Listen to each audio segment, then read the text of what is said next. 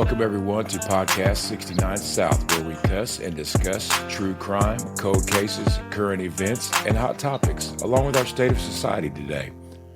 This is your trigger warning. Our podcast content is produced for adult listeners 18 years of age and older. We discuss situations that may be offensive and triggering to some listeners. Sit back, relax, and enjoy.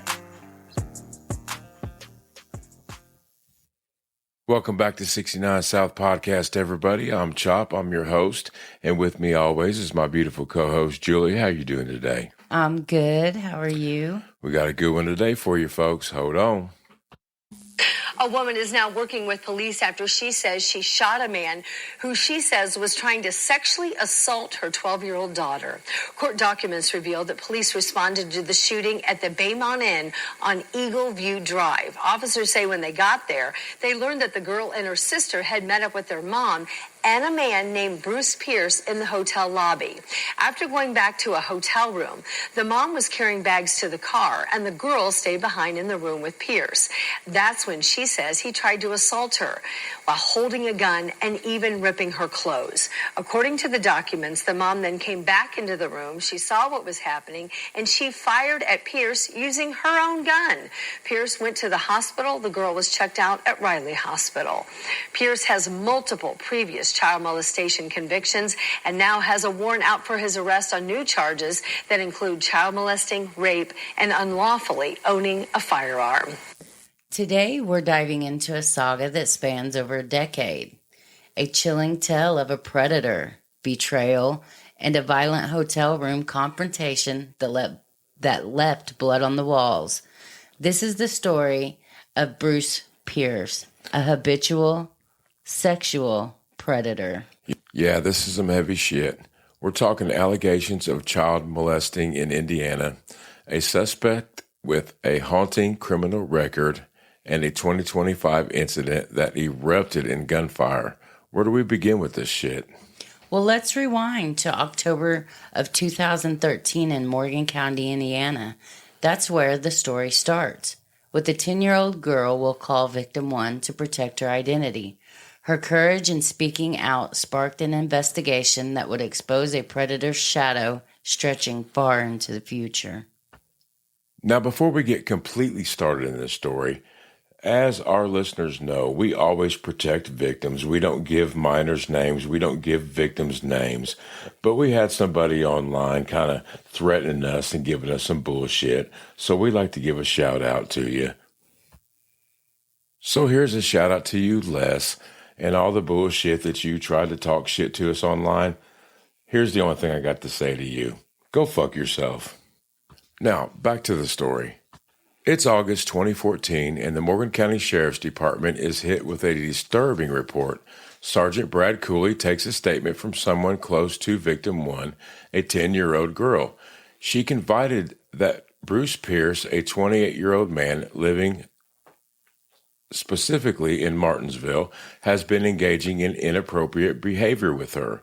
The allegations are serious, touching that shatters every boundary of trust. Detective Anderson is assigned to the case and moves quickly. He coordinates with Miss Jacone from the Department of Child Services, and they schedule a forensic interview at Susie's Place, a child advocacy center in Avon, Indiana. This is a safe space for kids to share their stories with trained professionals on August 13, 2014. Victim 1 sits down with Miss Ginn, a forensic interviewer, and here is her heartbreaking account. Victim 1 is clear and composed. Despite the weight of what she's sharing, she says that incidents began around October 2013, just before her 10th birthday. Bruce touched her inappropriately multiple times, often when she was alone with him in a house in Martinsville. She describes specific things like rooms in homes where she should have felt safe. Each time she tried to escape, moving into another room or finding an excuse to leave. Her story is detailed, consistent, and carries the weight of truth from a child. The interview uncovers 6 separate incidents in Morgan County, each a betrayal. Victim 1 says Bruce warned her not to tell anyone, claiming he'd face jail if she did. Imagine a 10-year-old carrying that secret out of fear. But she finds the strength to speak up. Her story doesn't end in Morgan County.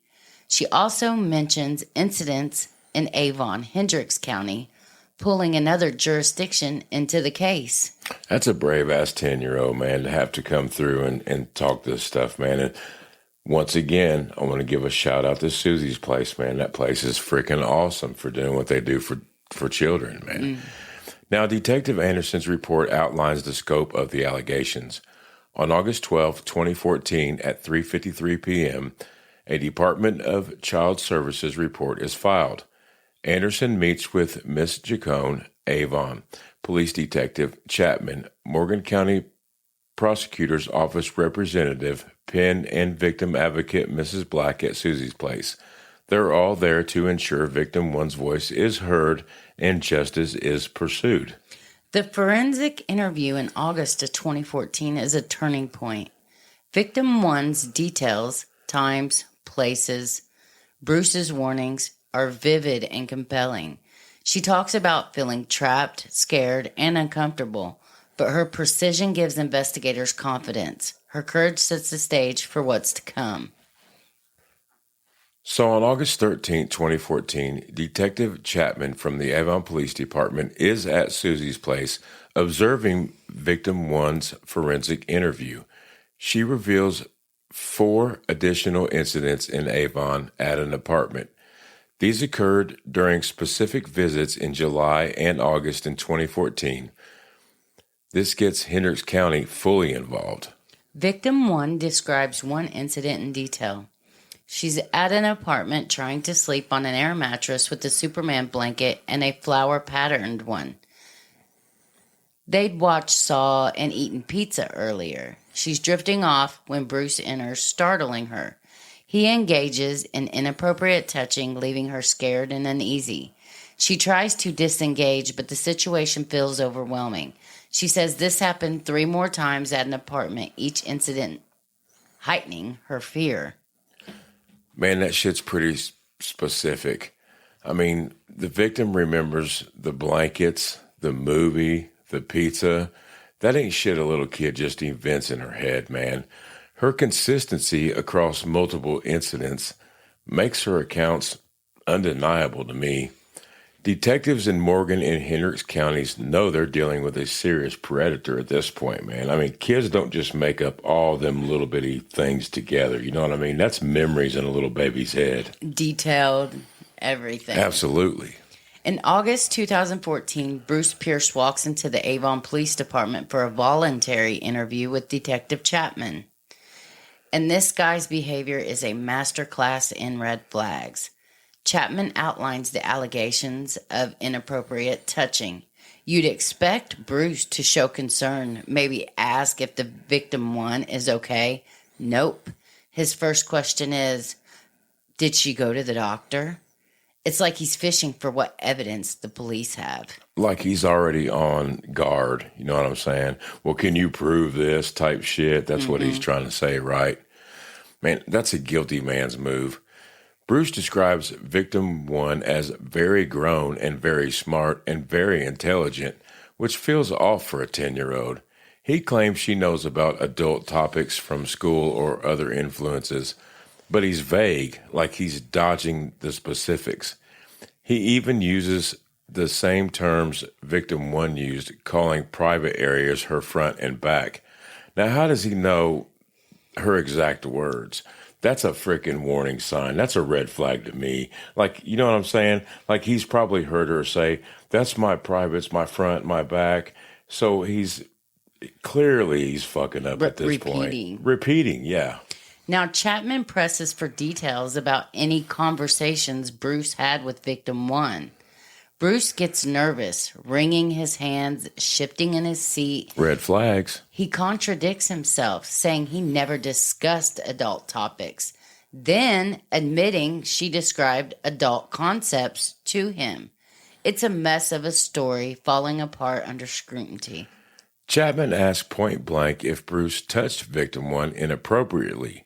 Bruce says no, but when told she accused him, He doesn't deny it outright. He just says, "Really?"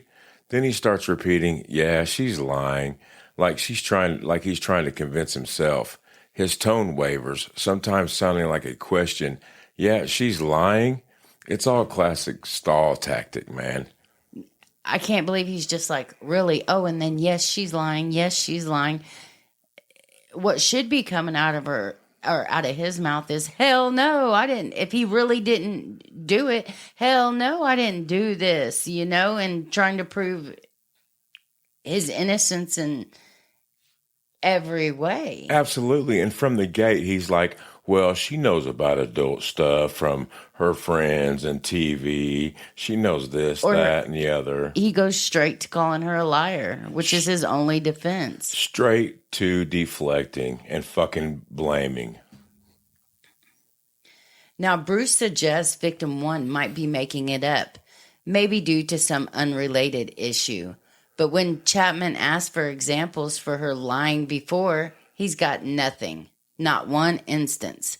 His defense is crumbling. Then there's the computer voice stress analyzer test, similar to a polygraph scheduled for August 20 of 2014. Now, he agrees to take the CV essay, but an hour before the test, he leaves Chapman a voicemail canceling. His excuse? He doesn't want to incriminate himself anymore. Of fucking course he doesn't. If you're innocent, why would you worry about incriminating yourself? Why would he fucking not want to take the voice test if he wants to prove his innocence? That voicemail is a nail in the coffin. Morgan County charges him with 6 counts of child molesting. Hendricks County files 3 counts, 2 level 1 felonies for serious misconduct and 1 level 4 felony for inappropriate touching. We'll be right back. Hey everybody, it's Chop here at 69 South. We have gathered quite the following of new and faithful listeners. In fact, we're in 72 countries and 1,600 cities. It excites the shit out of us, to be honest. We have countless downloads and streams. If you're a small business starting out or an accomplished business looking for some good advertisement, shoot us an email at 69southpodcast@gmail.com. The 6 and the 9 are numbers, southpodcast@gmail.com. Thank you for listening. Have a good day. We will send you a advertisement package.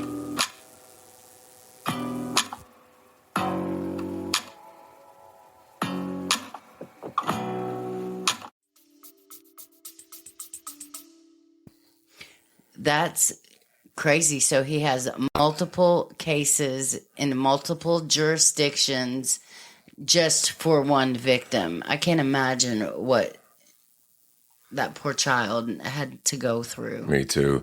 And the investigators and the detectives, man, obviously in their heads, they're thinking this motherfucker's guilty, wringing his hands, fucking wiping the sweat off his head. Just they pay just attention to that body language Absolutely. and how people answer questions. And a lot of them, I mean, like a lawyer, a lot of them, they ask questions they know answers to. Sometimes they don't know, but a lot of the times they do. 90% of the time, they already know the answers to these questions. They already knew most of the answers because, like we said earlier, a 10-year-old is not going to make up this bullshit, especially with the details. I mean, this blanket, this movie, this pizza, man. She was so traumatized. All she could do is sit and look at things around her and remember and think, oh, dear Jesus, please get me out of this situation as fast as possible, or, something like that. I mean, unless this poor little 10-year-old girl is a Stephen King where she can write these fucking movies in her head, she's not going to remember all these details, man. That's the only thing she could probably focus on was the blanket and the movies to keep this shit from fucking staying in her head. You know what I mean? That's how she dealt with this bullshit. Yeah, and victims of crimes like these, they have to go to therapy for, years upon years. And if they don't go to therapy, it could just be a cycle of self-sabotage and self-destruction. But Bruce Pierce faces justice in both counties, but the legal process is layered. I want to break down the convictions and his sentences, starting with Hendricks County. On February 23, 2016, under cause number 32D03, 1409 F1-000001. Judge Love presides over the case. 2 counts of child molesting as a level 1 felonies are dismissed. The 3rd count, child molesting by fondling or touching a child under 14, and a level 4 felony is resolved through a plea agreement. I guarantee you that's another one of these deals where, much love to Judge Love, he didn't want to put this poor child through the bullshit of a trial because this dude was probably pleading not guilty. So they plea bargained with this punk ass fucking dude. I know, but I don't see why when they plea bargain, they plea the highest charge gone. I mean, in these cases, I think the highest charge should stick, and the lowest charge, if they're pleading at all, should be pled away, or I don't think it should be pled away, period. But, you know, it's absolutely like dealing with the devil is what it is. That's exactly what it is. But in this case, I'm sure they saved the poor baby from having to testify against this fucking monster. The sentencing is detailed. On February 23rd, 2016, Bruce is ordered to serve 3,650 days, which is 10 years, in the Indiana Department of Corrections. Starting immediately, he gets 712 days of jail credit, including 534 actual days and 178 days of good time credit. Of the 10-year term, 730 days, which is about 2 years, are suspended, and he's placed on probation for those 730 days. The sentence runs concurrently with his Morgan County case, cause number 55DO2-1409FA001422. Conditions include no alcohol consumption or possession, and he must avoid bars, taverns, or liquor stores. He's also required to be evaluated by DMHA, a certified substance abuse program, within 45 days and complete any recommended treatment. That must mean he blamed it all on being drunk. Or his substance abuse problem. Apparently he has one. A fucking apparently. He's got some fucking problems. Now, Morgan County on March 17th, 2016, under cause number 55D02-1409 FA001422, Judge Burnham oversees the case. Now, this is 2 counts of child molesting involving intercourse or deviant sex with a victim under 14. Class A felonies are dismissed without prejudice. The 3rd count, child molesting as a Class C felony, is resolved via a plea agreement. Bruce is sentenced to 8 years in the Indiana Department of Corrections starting March 18th of 2016 with 557 days of jail credit. This sentence runs concurrently with the Hendricks County case. Now, so here we are again with the consecutively and the concurrently. For the life of me, I can never remember which one is which. So concurrently means... at the same time. Concurrent means at the same time. And folks, if you can't remember the last time I said this, the way I remember is the Kansas City Chiefs won consecutive Super Bowls. That means back to back. That means they didn't one right run after together. Another. Yeah, so that's a good thing. If his sentence run consecutive, that means one after the other. When his sentence runs concurrent, that means it's at the same time. Right. If he got 5 10-year sentences that run concurrent, that means he's really only doing fucking one sentence because they're all run at the same time. If he got 5 10-year consecutive, that means he's doing 50. So they screwed this poor victim because it says this sentence runs concurrently with the Hendricks County case. So all that time's running together as one. Right. A lot of times if they don't catch a criminal and it's like, they call it like a crime spree type shit. So what they say is, well, he did all this shit before we charged him with all this shit. So we'll just run them all together. It's all part of the plea bargain bullshit. Oh. Now, there's another conviction in Hendricks County on October 5th, 2020, under cause number 32 CO1 1409-F1-000001, Bruce is convicted of child molesting as a level 4 felony and sentenced to 1 year in the Indiana Department of Correction with a projected release date of September 8th, 2021. This adds to his already extensive record. So whenever I was looking up Bruce Pierce, this case did not pop up at all. And whenever I searched his prison record, this case was in his prison record for 2020. And that's how I got the link at the time. But tell me, why is he only sentenced to 1 year when he is a habitual offender? How did he only get 1 year? That don't make sense. On a level 4? Did you see if he was supposed to be registering as a sex offender for this Yes, he's supposed to be registering as a violent sexual predator. And then he got this other case. I mean, and then 1 year, it must have been, they must not have much on the case. I don't know. He went to prison for it. Shit pisses me the fuck off. Right. Now, the Indiana Department of Corrections records tie it together. Bruce Pierce, DOC number 259487, born October 1985, white male, was incarcerated at the Indianapolis Parole District. His sentences are documented. February 3rd, 2016 for child molesting, a level 4 felony in Hendricks County, a 7-year, 11-month, 29-day term with a projected release date of September of 2019. Then, March 17, 2016 for child molesting, a Class C felony in Morgan County, an 8-year term with projected release date August 9th of 2022. And October 5th, 2020 for child molesting, a level 4 felony in Hendricks County, a 1-year term. His earliest possible release date was August 9th of 2022. State records confirm he was sentenced to 8 years total for the 2016 convictions and classified as a sexually violent predator on the Indiana Sex Offender Registry since September of 2019. So, Bruce serves his time. He gets out by August 2022 and is back in Indianapolis. You'd hope someone with that record would stay clean, but predators don't always change. Just like we say, folks, these kid diddlers are it's like dope to them. That brings us to May 2025, where this story takes a violent, explosive turn.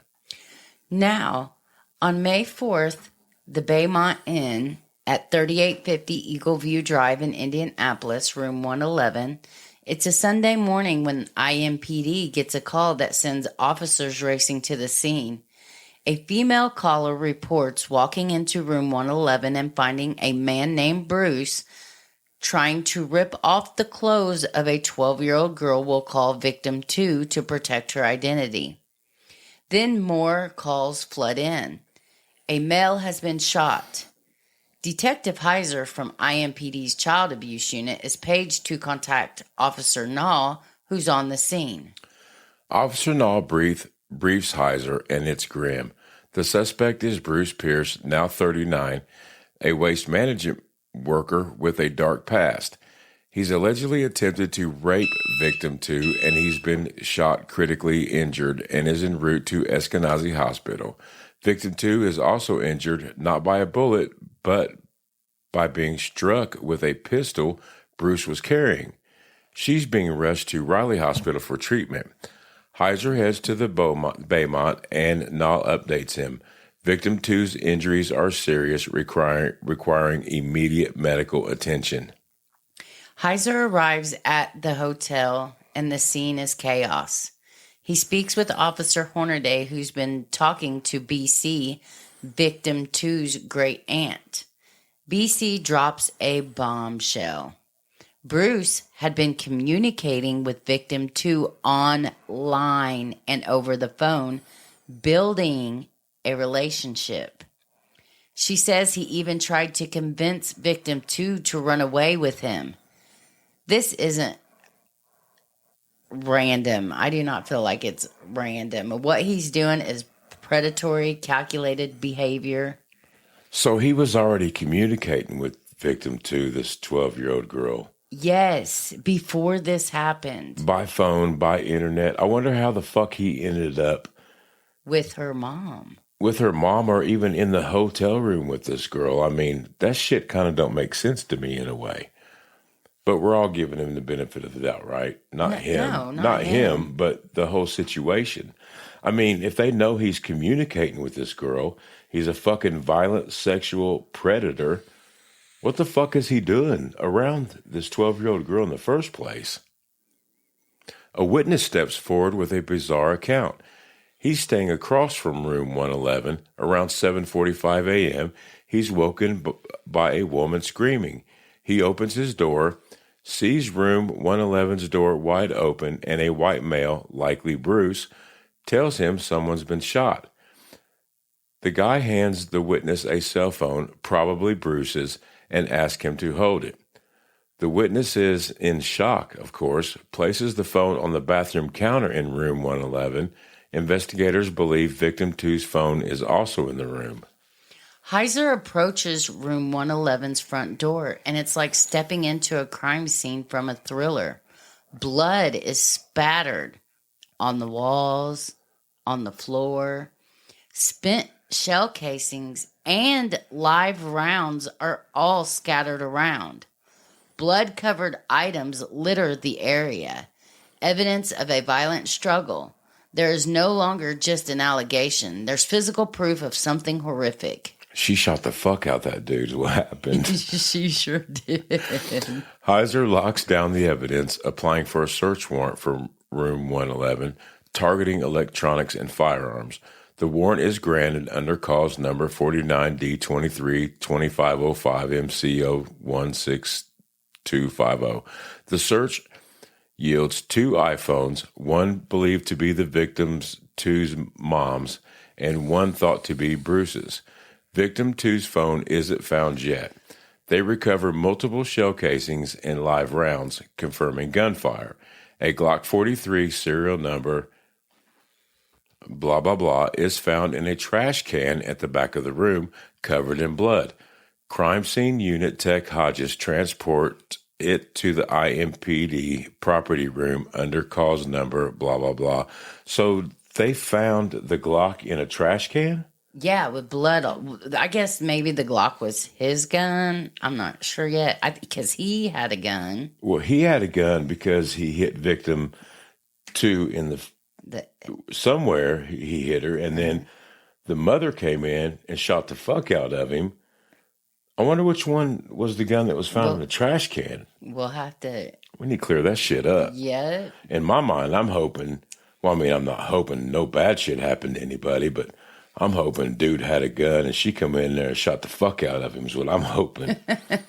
Officer Reinierson adds a detail. While administering aid to Bruce, she removed a holster from his waistband. He wasn't just armed, he was carrying the gun on him. Heiser interviews BC, the aunt of the victim, who's shaken but cooperative. She says victim 2 and her sister, MF, stayed with her the night before the incident because victim 2's mom didn't come home. The girls woke BC worried about their mom. They knew she was at the Baymont Inn, so BC drove them there. In the lobby, they found victim 2's mom with Bruce. Victim 2 and MF went inside with them. Victim 2's mom and MF started taking her belongings to BC's car, leaving victim 2 in room 111 with Bruce. Soon after, BC heard multiple gunshots. Victim 2's mom and victim 2 came running out of the hotel room. Victim 2's clothes were torn. BC had been told Bruce was messaging victim 2, trying to lure her away and get her to run away. All right, so we need to get this story straight a little bit because... It's getting weird. It is getting weird. So the victim was with her aunt, which is her mother's sister, the night before. Or her aunt or something like that. Right. And her mom didn't come home that night, so they was worried to death about the mother. But they knew the mother was at the hotel. And then when they show up at the hotel looking for the mother, she was in the lobby with this fuckhead Bruce. Yes. So they start carrying. They go up to the room. They go up to room 111 to retrieve the mom's luggage or bags, her belongings. And I guess victim 2 feels like she's going to get sick and has to go to the bathroom. So while she's doing that, the victim's mother and her other daughter decide they're going to take their luggage and belongings down to the car. Okay, so if I got this right, they know that Bruce has been online chatting and texting with this little girl. Yeah, they know. So they find the mother at the hotel with this fuckhead, and they are carrying the mother's shit down to the car, leaving the little girl with fuckhead. And then just moments later, they go back upstairs. And he's on top of came her. out of the bathroom. And then he was on top of her. I mean, I don't know, man. There seems to be a little bit of red paint in the story that I'm not understanding. You see what I mean? We'll be right back.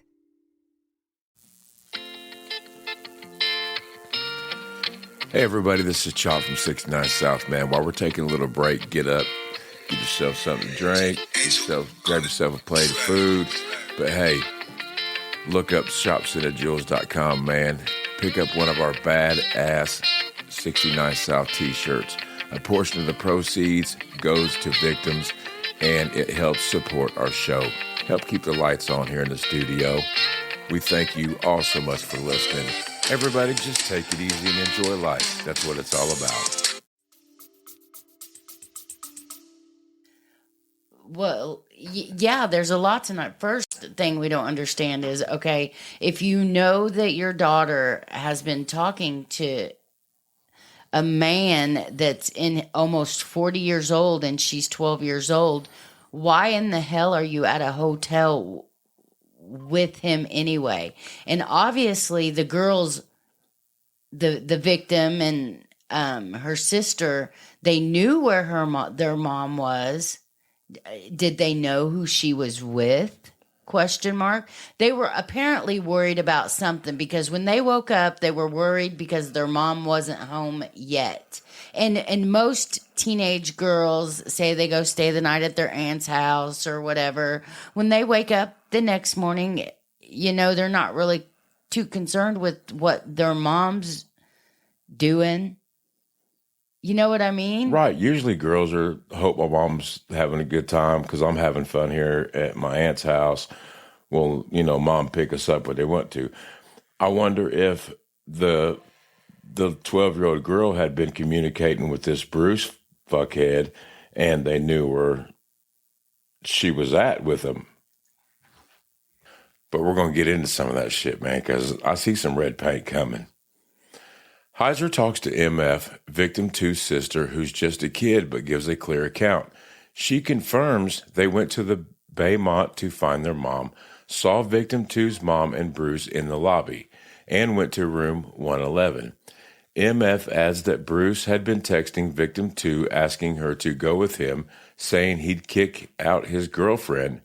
One night, Bruce took victim 2 to smoke, parked past their house, and put his hand on her leg, making her feel uncomfortable.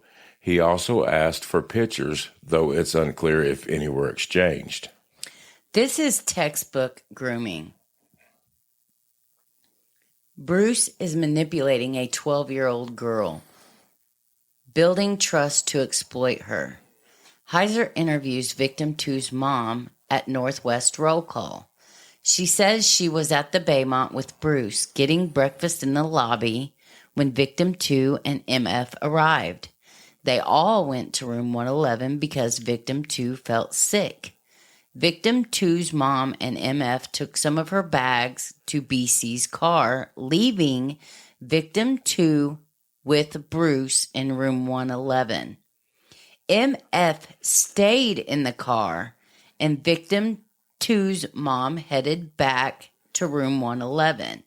As she approached, she heard victim two saying, "No, no, no." She walked in and saw Bruce on top of victim two on the bed, her shirt ripped. Victim two's mom reacted instantly, grabbing her gun and shooting Bruce, who was holding his own gun. The shooting is under separate investigation under IMPD case number 250044720. I mean, shit, that's any mother's instinct. Victim two's mom sees her daughter in danger and acts. Bruce is armed. Victim two's clothes are torn. It's a fucking nightmare. Heiser learns that victim two's mom and victim two use victim two's cell phone to call 911. So BC later contacts Heiser saying she found victim two's phone, which is brought to Northwest Roll Call. Heiser secures a warrant to search it, and it's granted under the cause number. Heiser and Miss Fuentes from the Department of Child Services interview victim two at Northwest Roll Call. Her account is harrowing. She says she woke up that morning with MF and her mom wasn't home. They tried calling her, but her phone seemed off. BC drove them to the Baymont where they found victim two's mom and Bruce in the lobby. All four went to room 111. Victim two felt sick and went to the bathroom. While victim two's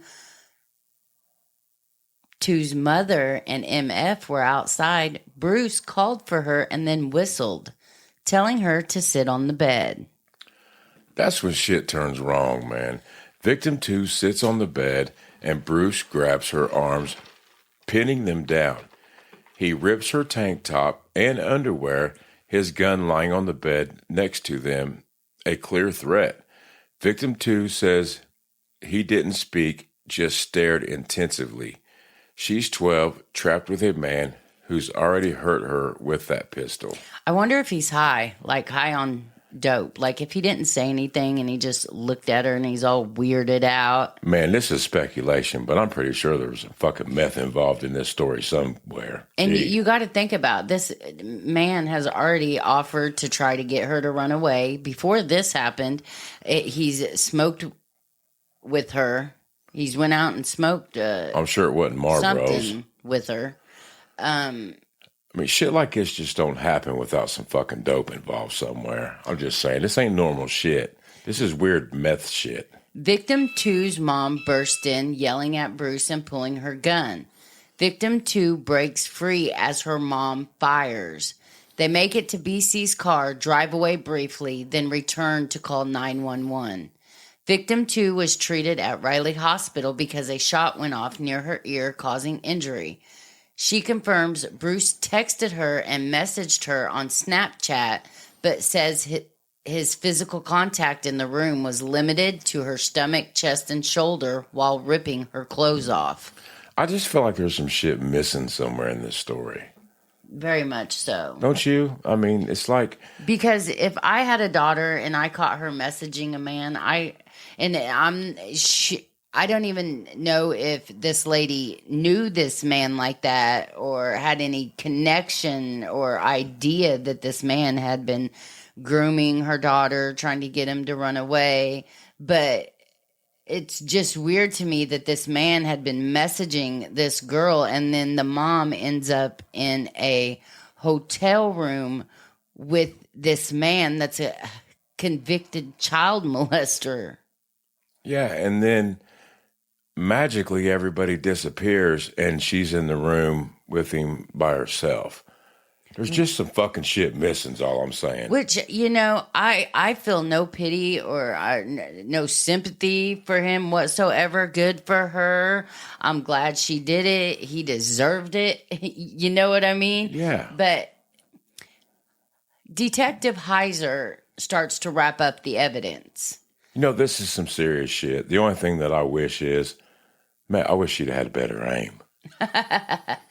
Now, Heiser wraps up the evidence. All three phones, Bruce's phone, victim two's phone, and victim two's mother's phone, they're all sent to the IMPD property room, with Bruce's going to the digital forensic unit for analysis.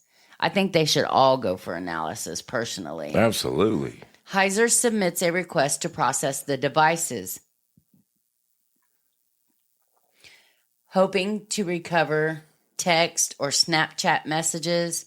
On May 28, 2025, he files the affidavit for probable cause under case number 49D 3025F1016597, charging Bruce with attempted rape, attempted child molestation, unlawful possession of a firearm by a serious violent felon, and confinement of a victim under 14.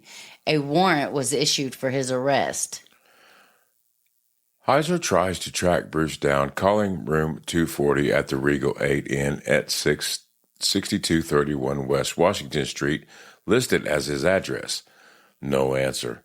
The front desk confirms he's checked in, but was last seen on May 27, 2025. Some reports initially said he was on the run, but officials later clarified to Fox 59/CBS4 that he's still hospitalized, recovering from his injuries with an active warrant. And they did arrest him on June 6th, and he is in the Morgan County Jail now. So thank goodness he's not out on the lam and able to hurt any more kids. I hope they treat him good there.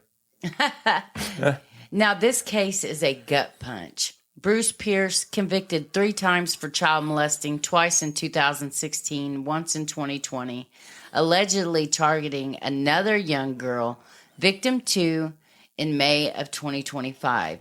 The assault in room 111 was stopped only by victim 2's mom's quick action. The parallels to victim 1 case are eerie. Both girls are young, vulnerable, and targeted by a man who exploited their trust. Let's break down the pattern here. In August 2014, victim 1, age 10, gives a forensic interview at Susie's place that's so credible it leads to convictions in Morgan and Hendricks counties. She describes multiple incidents of inappropriate touching, specific settings, and Bruce attempts to silence her. Her courage put him behind bars for 8 years total, with sentences of 7 years, 11 months, and 29 days in Hendricks County, 8 years in Morgan County, and 1 year in Hendricks County. He's released by August 2022 as a sexually violent predator on the registry. Good for her, man.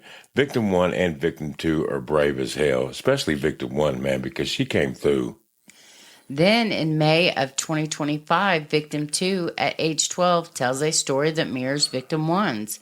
Bruce communicates with her online, tries to lure her away, builds a relationship through text and Snapchat. Then he escalates to violence, pinning her down, ripping her clothes with a gun for intimidation. The evidence is overwhelming. Blood on the walls, shell casings, a bloody Glock, torn clothes, victim 2's injuries, and witness statements from BCMF and victim 2's mother.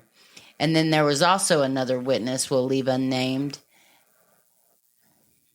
But it's crazy. The grooming is what gets me, Julie. Bruce didn't act on impulse. He manipulated victim 2, asked for pictures, took her on a drive that ended up with his hand on her leg. It's calculated, just like his actions in 2014. And after serving time for the similar crimes, he didn't stop. That's the mark of a predator who's not rehabilitated. Just like we always say, the kid diddlers, it's just like dope to them. They cannot fucking stop. And the recidivism rates for them are so high. Now, victim 2's mom role is pivotal. Her shooting of Bruce is under investigation, but she stopped a predator in his tracks. The case against Bruce is pending with charges filed on May 28th. Will Victim Two's story bring lasting justice? Will Bruce face the consequences for Room 111? We don't know yet, but we will keep you updated. This story stings, man, because it's about the kids who deserve safety. Victim 1 and Victim 2 were let down by someone who should have protected them, but their voices, clear, brave, unwavering, brought this to light. Victim 1's August 2014 interview led to convictions. Victim 2's May 2025 account, hopefully it does the same shit, ends up in convicting this punk-ass dude. Now that's why we tell these stories. Predators like Bruce thrive on silence. Victim 1 and Victim 2 broke that silence, and their strength inspires others. If you or someone you know are facing abuse, reach out to the National Child Abuse Hotline at 1-800-422-4453. You are not alone. To our listeners, this was a long one, but these stories deserve every word. Support 69 South with a review and share the episode, or join our Patreon for exclusive content. Follow us on X at 69 South Podcast for updates. Thanks for staying with us. We'll be back next week with another story to keep you hooked. Until then, stay vigilant, stay safe, have a good night. Good evening. Whatever. Whatever.